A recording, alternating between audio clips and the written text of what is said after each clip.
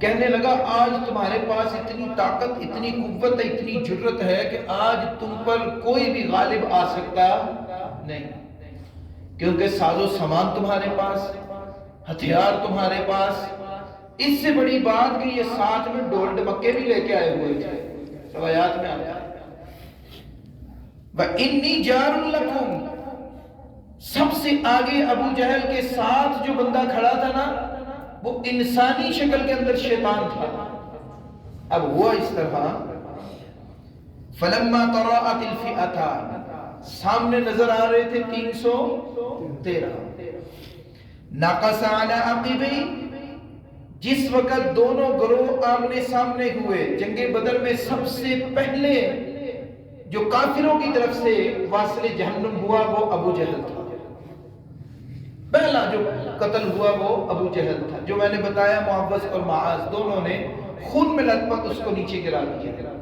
عبداللہ ابن مسعود رضی اللہ تعالیٰ عنہ آگے بڑھے، ابو جہل پتہ کیا کہنے لگا میری گردن تو اتارنے لگا ہے عبداللہ، ذرا نیچے سے کر کے اتارنا، پتہ لگے سردار کی گردن ہے، پتہ چلے یہ سردار کی گردن ہے۔ اللہ اکبر۔ فلما تراءت الفئتان نكص على عقبيه، اس شیطان کی نظر سامنے گروہ سے جب اوپر کو پڑی نا، کیا دیکھتا ہے؟ 1000 کا لشکر اللہ فرشتوں کو ساز و سامان کے ساتھ اتار رہا ہے، ادھر 313 ادھر 1000 کا لشکر آسمان سے نیچے اتر رہا ہے۔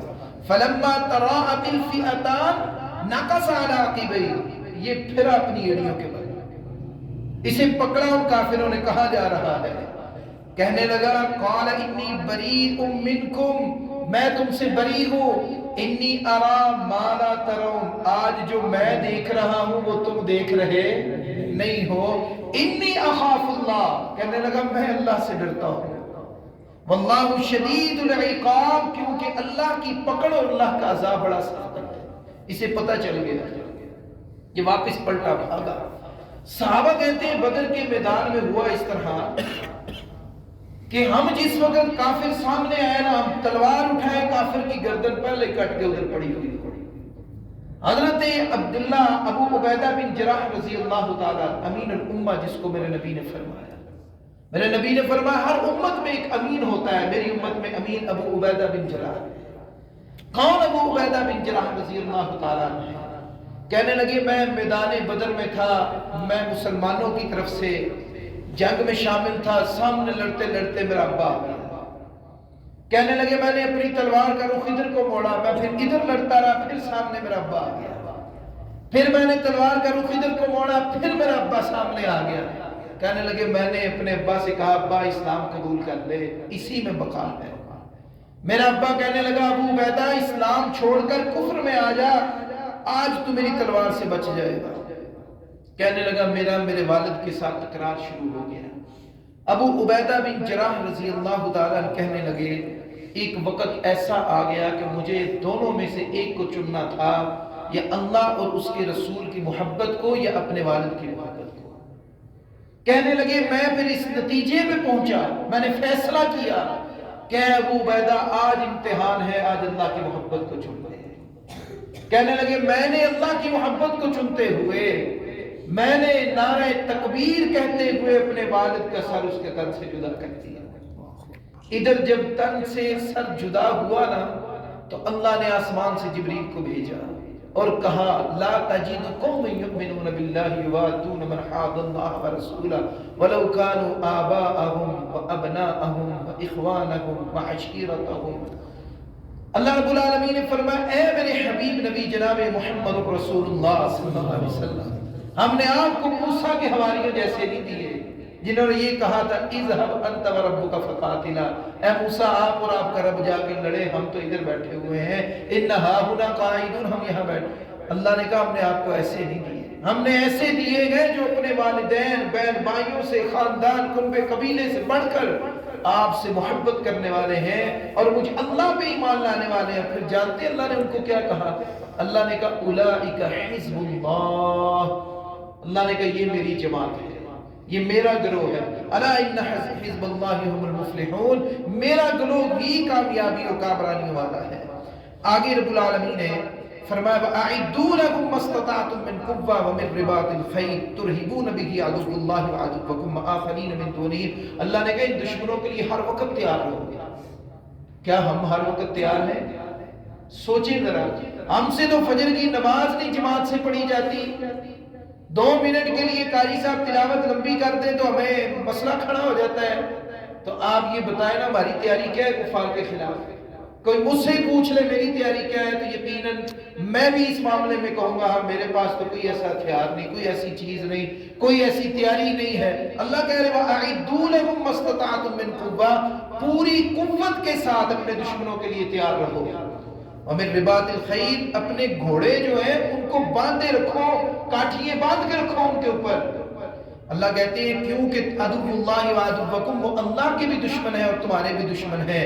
وآخرین من دونہم، ان کے علاوہ اور بھی ہیں، لا تعلمونہم، جنہیں تم نہیں جانتے، اللہ یعلمہم، انہیں کون جانتا ہے؟ اللہ جانتا ہے۔ وما تنفقوا من شیء فی سبیل اللہ یوفی الیکم، تم جو بھی اللہ کے راستے میں اس معاملے میں خرچ کرو گے نا اسے اللہ کے ہاں پورا پورا پاؤ گے۔ اللہ کہہ رہے ہیں اس میں میں کمی نہیں کروں گا۔ وانتم لا تظلمون، تمہارے اوپر ظلم نہیں کیا جائے گا۔ اس کے بعد رب العالمین نے قرآن حکیم کی سورہ انفال کی آخری آیات میں فرمایا والذین آمنوا من بعد، یہی وہ لوگ ہیں جو ایمان والے ہیں اور اس کے بعد ہاجروا جاہدوا معکم، جنہوں نے ہجرت کی، جنہوں نے جہاد کیا ان کے ساتھ، فاولئک منکم واولو الارحام بعضهم اولی ببعض فی کتاب اللہ۔ اللہ رب العالمین نے فرمایا اولئک هم المؤمنون حقا، یہی وہ لوگ ہیں جو حق ہیں اور یہی وہ لوگ ہیں جو ایمان پر حق والے ہیں۔ ان کو کون کہہ رہا ہے؟ اللہ کہہ رہا ہے۔ جن کے ایمان کی گواہی اللہ دے ان سے بہتر کون ہوگا؟ اللہ کہتے ہیں لہم مغفرہ، میری طرف سے ان کے لیے مغفرت ہے، ورزق کریم، ان کے لیے بہترین رزق کریم ہے۔ جنگ بدر میں کتنے صحابہ شہید ہوئے تھے؟ 14۔ کتنے ہوئے؟ 14 ہوئے۔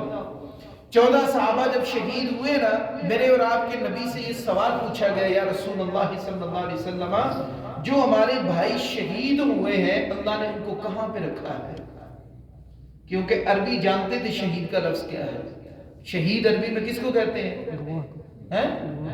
نہیں، وہ شاہد کہتے ہیں، شہید زندہ کو کہتے ہیں۔ کس کو کہتے ہیں؟ زندہ کو شہید کہتے ہیں۔ اب میرے بھائیو دیکھیے ذرا، اللہ کا قرآن بھی کہہ رہا ہے وَلَا تَقُولُوا لِمَن يُقْتَلُ فِي سَبِيلِ اللَّهِ أَمْوَاتٌ، اللہ کے راستے میں جو قتل کر دیے گئے ہیں انہیں مردہ نہ کہو، بل احیاء، بلکہ وہ کیا ہے؟ زندہ ہے، وَلَٰكِن لَا تَشْعُرُونَ، لیکن تم شعور نہیں رکھتے۔ میرے نبی نے فرمایا اللہ رب العالمین نے جنتی پرندوں کے قالب میں ان کی روحوں کو ڈالا ہے، وہ جنت میں جہاں چاہتے ہیں وہاں چگتے ہیں، گھومتے ہیں، پھرتے ہیں۔ جب شام ہوتی ہے وہ اللہ کے عرش کے نیچے جو قندیلیں ہیں نا لٹکی ہوئی ان کے اوپر آ کے بیٹھ جاتے ہیں اور اللہ کی تسبیحات کرتے ہیں۔ تو وہ جو شہید ہوئے نا 14، انہوں نے اللہ کے ہاں دعا کی کہ اے اللہ جو تو نے انعام ہم پہ کیا ہے نا، ہمارے پچھلوں کو بھی اللہ تو بتا دے کہ اللہ تو نے ہم پہ یہ انعام کیا ہے۔ رب العالمین نے پھر یہ بات، آپ کو پتہ ہے حضرت جعفر بن ابی طالب حضرت علی مرتضیٰ رضی اللہ تعالیٰ کے بھائی تھے، جن کو جعفر طیار کے نام سے بھی پکارا جاتا ہے۔ طیار کس کو کہتے ہیں عربی میں؟ طیارتوں، جس کے پر ہوتے ہیں۔ تو کیا ان کے پر تھے؟ نہیں، میرے نبی نے ان کو ایک غزوے پہ بھیجا، ایک جنگ پہ بھیجا، حضرت جعفر طیار کو کمانڈر بنا کے ان کے ہاتھ میں علم تھا۔ اس قدر زور کا حملہ ہوا، دائیں ہاتھ میں تھا، کفار نے حملہ کیا، دائیں ہاتھ کٹ گیا، بائیں میں پکڑ لیا۔ بایاں جب کٹا نا ہاتھ حضرت جعفر کا، انہوں نے علم کو دونوں ہاتھوں سے ایسے پکڑ لیا۔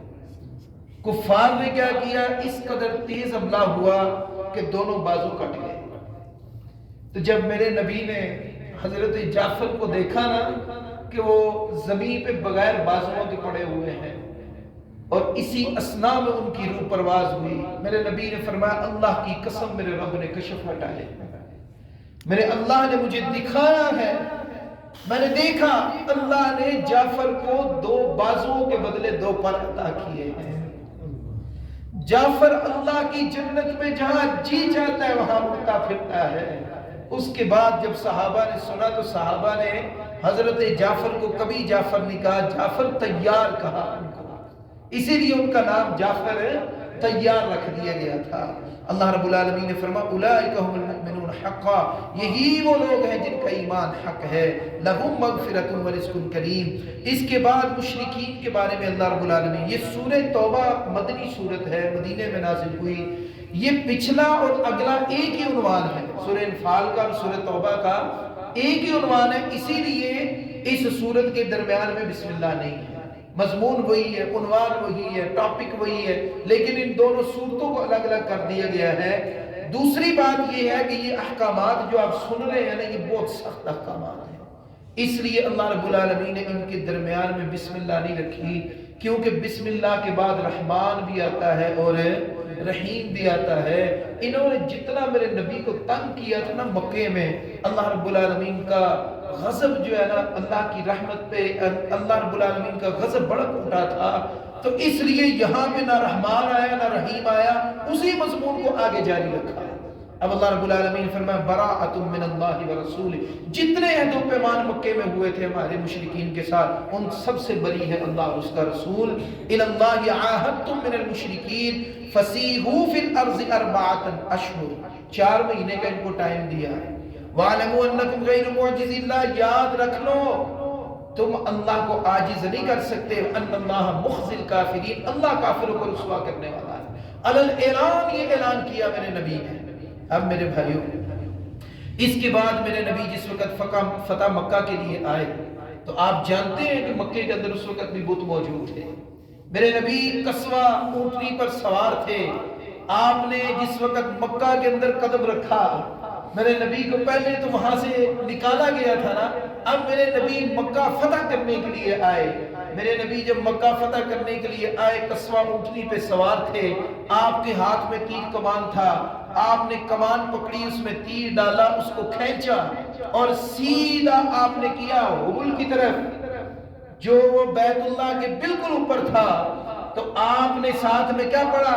جاء الحق وزہق الباطل ان الباطل کان زہوقا، حق آ گیا، باطل مٹ گیا، یقیناً باطل مٹنے ہی والا تھا۔ پھر اس کے بعد میرے نبی نے کھلا اعلان کیا، کہا عورتوں کو قتل نہیں کرنا، بچوں کو قتل نہیں کرنا، بوڑھوں کو قتل نہیں کرنا، جو ابو سفیان کے گھر میں داخل ہو جائے اسے قتل نہیں کرنا، جو مکہ کے اندر آ جائے اسے قتل نہیں کرنا۔ یہ کرنا کس کو ہے؟ میرے نبی نے فرمایا جو ہتھیار ڈال دے اس کو قتل نہیں کرنا۔ اتنی اذیتیں جن لوگوں نے دی، جنہوں نے میرے نبی کو 3 سال شیب ابی طالب کے اندر رکھا، جنہوں نے خبیب بن ارد کی بوٹیاں الگ الگ کی، جنہوں نے بلال حبشی کو تپتی ہوئی ریت اور دہتے ہوئے کوئلوں پہ لٹایا، جنہوں نے میرے نبی کے 70 قرہ کو میرے بھائیو ایک پہاڑی پہ جا کے ان سب کو بے رحمی کے ساتھ شہید کر دیا، ان لوگوں کے لیے میرا نبی کہہ رہا ہے ان کو مارنا نہیں ہے، ان کے لیے امن ہی امن ہے۔ جو تمہارے سامنے ہتھیار تلوار لے کے آ جائے اس سے جہاد کرنا ہے۔ میرے نبی نے اس دن اعلان کیا لا تثریب علیکم اليوم، جاؤ آج کے دن میں بھی تمہارے اوپر وہی اعلان کرتا ہوں جو میرے بھائی یوسف نے اپنے بھائیوں کے لیے اعلان کیا تھا کہ کوئی آج کے دن تمہارے اوپر پکڑ نہیں ہے، میں کہاں سے لاؤں ایسا رحیم حکمران۔ اللہ اکبر اللہ۔ اب اس کے بعد میرے نبی نے مسجد حرم کو مشرکوں سے صاف کیا۔ کیا کیا؟ صاف کیا۔ ما کان للمشرکین ان یعمروا مساجد اللہ، مشرکوں کا کام نہیں ہے کہ وہ اللہ کی مسجدوں کو آباد کریں، اور اللہ کہہ رہے اولئک حبطت اعمالهم۔ اب ان کی دیکھیے کم ظرفی کیا ہے، ان کا دیکھیے ایٹیٹیوڈ کیا ہے۔ یہ جب بیت اللہ کا طواف کرتے تھے نا، کپڑے اتار کے مال شال اتار کے سارا باہر رکھ لیتے، ننگے ہو کے طواف کرتے ہیں، اور ان کا کہنا پتہ کیا تھا؟ یہ کپڑے بھی ہمارے حرام مال کے ہیں، یہ مال بھی ہمارا 2 نمبر ہے، یہ سارا باہر رکھ لیا ہے، اور ہم جو ہے وہ ننگے پر بنگے ہو کے تو یہ طواف کر رہے ہیں۔ بھئی یہ بتاؤ، کپڑے تو تمہارے ہو گئے حرام کے اور مال بھی ہو گیا حرام کا، جو کھایا وہ، جس سے جوان ہوئے وہ، جو اندر ڈال رہے وہ نہیں پتا۔ اب طواف ننگے ہو کے کر کے نہ تو یہ سمجھتے تھے کہ ہم پاک باز ہو گئے۔ وَإِذْ زَيَّنَ لَهُمُ الشَّيْطَانُ أَعْمَالَهُمْ، شیطان نے ان کے اعمال کو کیا کر دیا تھا؟ مزین کر کے انہیں دکھایا تھا۔ اب اللہ رب العالمین فرمانے وَفِي النَّارِ هُمْ خَالِدُونَ، یہ آگ میں رہیں گے ہمیشہ ہمیشہ کے لیے۔ انما یعمر مساجد اللہ من آمن باللہ والیوم الآخر، اللہ کی مسجدوں کو آباد کرنا ایمان والوں کا کام ہے۔ کن کا کام ہے؟ آج بھی آپ دیکھیے شہر بھرا ہوا ہے، آپ میں سے کئی ساتھی ایسے ہیں جو دور دراز سے آتے ہیں، کس لہج میں آتے ہیں، کس لیے یہاں آتے ہیں؟ اللہ کا گھر آباد کرنے کے لیے۔ وہ ایمان جو اندر ہے وہ گھر میں نہیں بیٹھنے دے رہا آپ کو، اللہ کے گھر میں آ رہے۔ انما یعمر مساجد اللہ من آمن باللہ والیوم الآخر واقام الصلاۃ وآتى الزکاۃ، اللہ کہہ رہے ہیں کام یہ ہے کہ وہ نمازوں کو قائم رکھتے ہیں، زکوٰۃ ادا کرتے ہیں۔ ولم یخش الا اللہ فعسى اولئک ان یکونوا من المہتدین، یہی وہ لوگ ہیں جو ہدایت پر ہیں۔ یہ میرا فیصلہ نہیں، کس کا فیصلہ ہے؟ اللہ کا فیصلہ ہے۔ رب العالمین نے قرآن حکیم میں آگے فرمایا قل ان کان آباؤکم، اگر تمہارے آباء و اجداد، و ابناؤکم تمہارے بیٹے، اخوانکم بھائی، ازواجکم تمہاری بیوییں، و عشیرتکم تمہارا کنبہ قبیلہ، و اموال اقترفتموها اور وہ مال جو تم نے جمع کر کے رکھا ہوا ہے، و تجارت تخشون کسادها اور وہ تجارت، وہ بزنس جس کا تمہیں ڈر ہوتا ہے کہ کم ہو جائے گی، وَمَسَاكِنُ تَرْضَوْنَهَا اور وہ تمہارے مسکن، وہ کوٹھیے، وہ پلازے، وہ دفتر جہاں تم سکون حاصل کرتے ہو، احب الیکم من اللہ ورسولی، اللہ اور اس کے رسول کی محبت سے اگر زیادہ بڑھ گئے ہیں، وَجِهَادٍ فِي سَبِيلِ اللہ کے راستے میں نکلنے سے زیادہ تمہیں محبوب ہیں۔ آج دیکھیے نا ذرا فلسطین پہ آج ہوا نا یہ معاملہ، کتنے ہم میں سے نکلے؟ سوچئے ذرا، یہ کتنے نکل رہے ہیں، کتنے سوچ رہے ہیں، کتنا ہم نے ان کے لیے مال نکالا ہے؟ ذرا سوچئے ذرا، وَجِهَادٍ فِي سَبِيلِ اللہ کے راستے میں اگر نکلنے کے لیے یہ ساری چیزیں زیادہ محبوب ہوگی، فَتَرَبَّصُوا پھر یاد رکھ لو، انتظار کرو، حَتَّى يَأْتِيَ اللَّهُ بِأَمْرِهِ کہ اللہ کا عذاب تم پہ آ جائے، پھر اس بات کا انتظار کرو، واللہ لا یہدی القوم الفاسقین اللہ فاسق قوم کو ہدایت نہیں دیتا۔ یہاں اللہ نے کافرین نہیں کہا، مشرکین نہیں کہا، یہاں پہ ظالمین نہیں کہا، کیا کہا ہے؟ فاسق۔ فسق کہاں پہ ہوتا ہے؟ جہاں ایمان ہوتا ہے۔ ایمان کا متضاد جو ہے نا وہ فسق ہے، فسق و فجور ہے کہ ایمان گیا، بے ایمانی آ گئی، نفاق آ گیا، یہ ساری چیزیں فسق کے اندر آتی ہیں۔ آگے اللہ رب العالمین نے منافقوں کا ذکر کیا ہے، تو یہ انشاءاللہ میں کل بیان کروں گا۔ منافقوں کے بارے میں بھی میرے نبی جس وقت مدینے میں آئے، آپ کا پالا سب سے پہلے منافقوں سے پڑا تھا۔ مکے میں منافق نہیں تھے، مکے میں مشرک اور کافر تھے۔